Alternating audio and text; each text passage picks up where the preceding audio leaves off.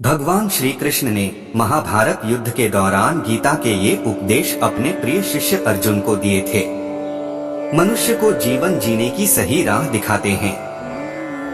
श्री कृष्ण के उपदेश हमें धर्म के मार्ग पर चलते हुए अच्छे कर्म करने की शिक्षा देते हैं। कर्म किए जाओ, फल की चिंता मत करो। आत्मा अमर है, इसलिए मरने की चिंता मत करो। इस संसार में कुछ भी स्थायी नहीं है। नरक के 3 द्वार हैं, काम, क्रोध और लोभ। मौन सबसे अच्छा उत्तर है किसी ऐसे व्यक्ति के लिए जो आपके शब्दों को महत्व नहीं देता। आत्मा का अंतिम लक्ष्य परमात्मा में मिल जाना होता है। धर्म केवल कर्म से होता है, कर्म के बिना धर्म की कोई परिभाषा ही नहीं है। अहंकार करने पर इंसान की प्रतिष्ठा, वंश, वैभव तीनों ही समाप्त हो जाते हैं। मैं सभी प्राणियों के हृदय में स्थित आत्मा हूँ। मैं सभी प्राणियों का आदि, मध्य और अंत भी हूँ। सत्य कभी नष्ट नहीं हो सकता। अच्छा करने से नहीं डरना चाहिए। समय कभी नहीं रुकता। आज यदि बुरा चल रहा है तो कल अवश्य अच्छा आएगा। आप केवल निस्वार्थ भाव से कर्म कीजिए, केवल वही आपके हाथ में है। मनुष्य कितना भी गोरा क्यों ना हो, परंतु उसकी परछाई सदैव काली होती है। मैं श्रेष्ठ हूँ, यह आत्मविश्वास है, लेकिन सिर्फ मैं ही श्रेष्ठ हूँ, यह अहंकार है। व्यक्ति जो चाहे बन सकता है, यदि विश्वास के साथ इच्छित वस्तु पर लगातार चिंतन करें। प्रेम सदैव माफी मांगना पसंद करता है और अहंकार सदैव माफी सुनना पसंद करता है। जो रास्ता ईश्वर ने आपके लिए खोला है, उसे कभी भी कोई बंद नहीं कर सकता। मनुष्य का जीवन केवल उसके कर्मों पर चलता है। जैसा कर्म होता है, वैसा उसका जीवन होता है। एक बार माफ करके अच्छे बन जाओ, परंतु दोबारा उसी इंसान पर भरोसा करके बेवकूफ कभी न बनो। लोग अक्सर सच कहने से बचते हैं या डरते हैं, पर सत्य कभी छुप नहीं सकता और न ही कभी मिट सकता है। कितना भी छुपा ले, पर सच तो उजागर हो ही जाएगा। जो बात सच पर आधारित हो, उसे करने या कहने और मानने से कभी नहीं डरना चाहिए। इच्छा पूरी नहीं होती तो क्रोध बढ़ता है, और इच्छा पूरी होती है तो लोभ बढ़ता है।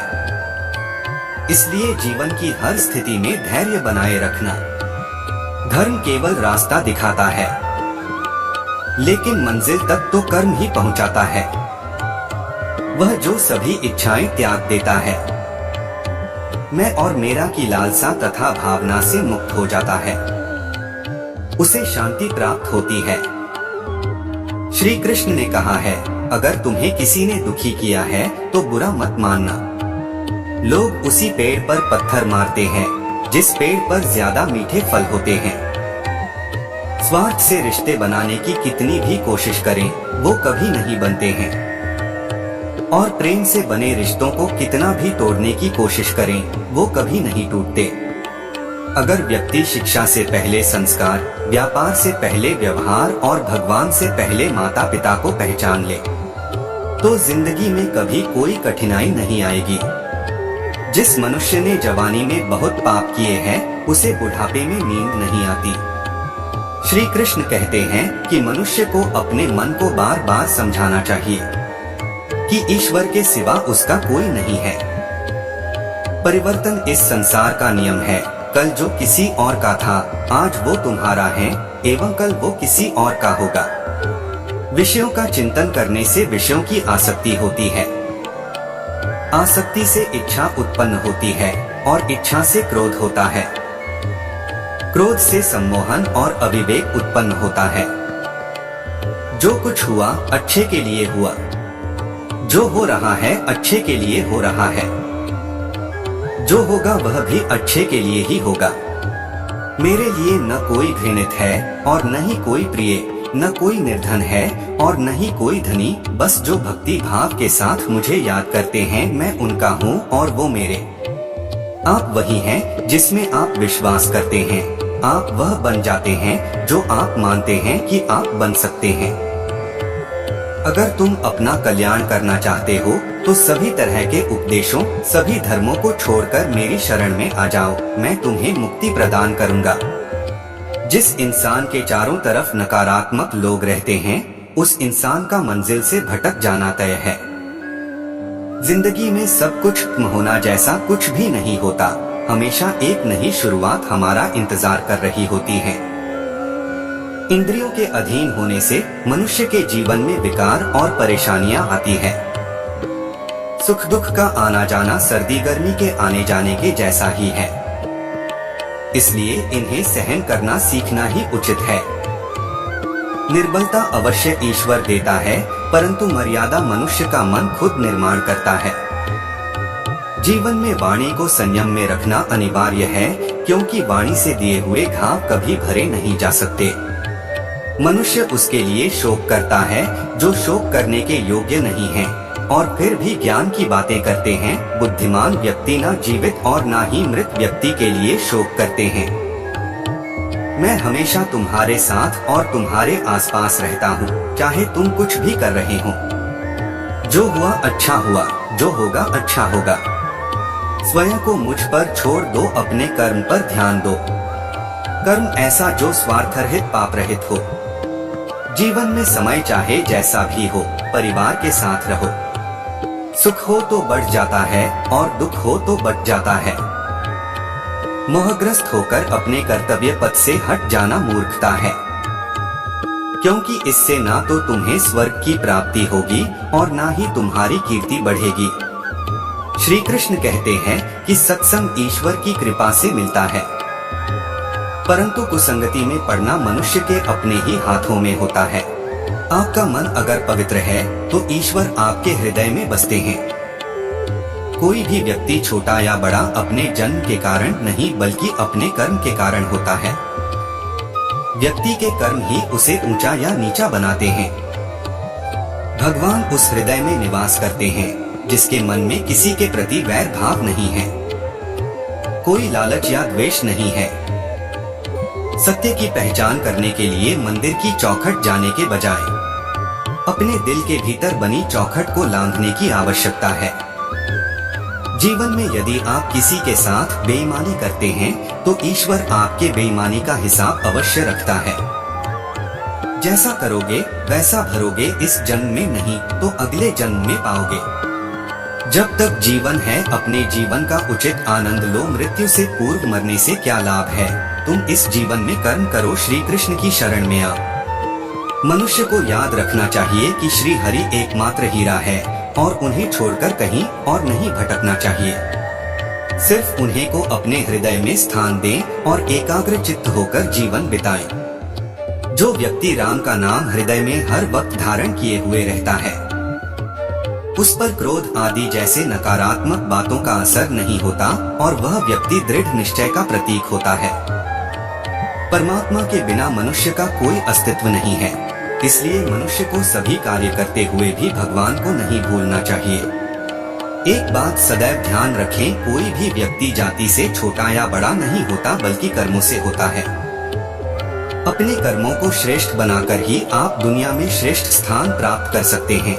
इससे अंतर नहीं पड़ता कि आप कहाँ जन्मे हैं और कौन सी जाति में जन्मे हैं।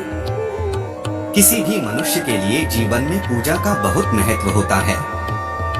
इस बात का भी बहुत महत्व होता है कि वह व्यक्ति किसकी पूजा करता है और इसके पीछे उसकी धारणा क्या है।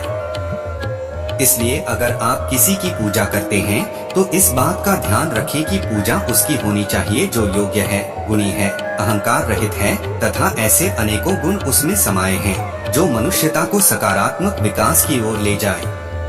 पूजा उसकी कभी ना करें जो मात्र श्रेष्ठ पद पर बैठा है। मन की गतिविधियों, होश, श्वास और भावनाओं के माध्यम से भगवान की शक्ति सदा तुम्हारे साथ है। जीवन में आधे दुख इस वजह से आते हैं क्योंकि हमने उनसे आशाएं रखी जिनसे हमें नहीं रखनी चाहिए थी। मैं ही इस सृष्टि की रचना करता हूँ, मैं ही इसका पालन पोषण करता हूँ और मैं ही इस सृष्टि का विनाश करता हूँ। जब संसार में धर्म की हानि होगी, अधर्म की विजय, तब मैं इस पृथ्वी पर अवतार लूंगा। शांति से भी दुखों का अंत हो जाता है और शांत चित्त मनुष्य की बुद्धि शीघ्र ही स्थिर होकर परमात्मा से युक्त हो जाती है। हमारी आस्था की परीक्षा तब होती है जब हम जो चाहे वो न मिले और फिर भी हमारे दिल से प्रभु के लिए शुक्रिया ही निकले। दोस्तों, हमारे जीवन में बहुत सारी कठिनाइयाँ उतार चढ़ाव आते हैं और हमें हिम्मत से सामना करना चाहिए। मैं आपको एक छोटी सी प्यारी सी एक कहानी सुनाने जा रहा हूँ जो कि बड़ी ज्ञानवर्धक कहानी है। बहुत ही शिक्षाप्रद कहानी है। इसे ध्यान से सुने और अपने जीवन में उतारे। बहुत समय पहले की बात है। एक शिल्पकार एक मूर्ति बनाने के लिए किसी जंगल में पत्थर ढूंढने के लिए गया। वहाँ उसे मूर्ति बनाने के लिए एक बहुत अच्छा पत्थर मिल गया। वो पत्थर लेके वापस घर आते वक्त रास्ते में से एक और पत्थर साथ उठा लाया। घर आकर उसने अच्छे वाले पत्थर को मूर्ति बनाने के लिए हथौड़ी और छेनी से उस पत्थर पर कारीगरी करने लगा। जब शिल्पकार की छेनी और हथौड़ी से पत्थर को चोट लगने लगी तो पत्थर ने दर्द से कराहते हुए शिल्पकार से बोला, अरे भाई, मेरे से यह दर्द सहा नहीं जाता, ऐसे तो मैं बिखर जाऊंगा। तुम किसी और पत्थर की मूर्ति बना दो भाई। उस पत्थर की बात सुनकर शिल्पकार को दया आ गई। उसने उस पत्थर को छोड़कर दूसरे पत्थर की गढ़ाई करनी शुरू कर दी। दूसरे पत्थर ने कुछ भी नहीं बोला। शिल्पकार ने थोड़े ही समय में एक प्यारी सी भगवान की मूर्ति बना दी। पास के गांव के लोग तैयार मूर्ति को लेने के लिए आए। मूर्ति को लेकर निकलने वाले थे, लेकिन उन्हें ख्याल आया कि नारियल फोड़ने के लिए भी एक पत्थर की जरूरत होगी, तो वहां पर रखा पहले वाला पत्थर भी उन्होंने अपने साथ ले लिया। मूर्ति को ले जाकर उन्होंने मंदिर में सजा दिया और पहले वाले पत्थर को भी सामने रख दिया। मंदिर में जब भी कोई व्यक्ति दर्शन करने आते तो मूर्ति पर फूल माला चढ़ाते, दूध से नहलाते और उसकी पूजा करते और सामने वाले पत्थर पर नारियल फोड़ते हैं। अब पहले वाले पत्थर को हर रोज दर्द सहना पड़ता था। उसने मूर्ति वाले पत्थर से कहा, तुम्हारे तो मजे हैं, रोज फूल माला से सजते हो, रोज तुम्हारी पूजा होती है, मेरी तो किस्मत ही खराब है। रोज लोग नारियल फोड़ते हैं और मुझे को दर्द सहना पड़ता है। पहले वाले पत्थर की बात सुनकर मूर्ति बने पत्थर ने कहा, देख दोस्त, अगर उस दिन तूने शिल्पकार के हाथ का दर्द सहा होता तो आज तुम्हें यह दिन नहीं देखना पड़ता और तुम मेरी जगह पर होते। लेकिन तुमने तो थोड़े से समय के दर्द को ना सहकर आसान वाले रास्ते को चुना। अब तुम उसका नतीजा भुगत रहे हो। शिक्षा। दोस्तों, हमारे जीवन में भी कई कठिनाइयां आती है, बहुत सारा दर्द भी झेलना पड़ता है, लेकिन हमें इनसे डरकर पीछे नहीं हटना है, इनका डटकर मुकाबला करना है। यह विपरीत परिस्थितियां हमें और ज्यादा मजबूत बनाएगी, जिससे हम अपनी मंजिल के और ज्यादा करीब पहुंच जाएंगे। हम आशा करते हैं हमारी यह वीडियो आपको पसंद आई होगी। हमारे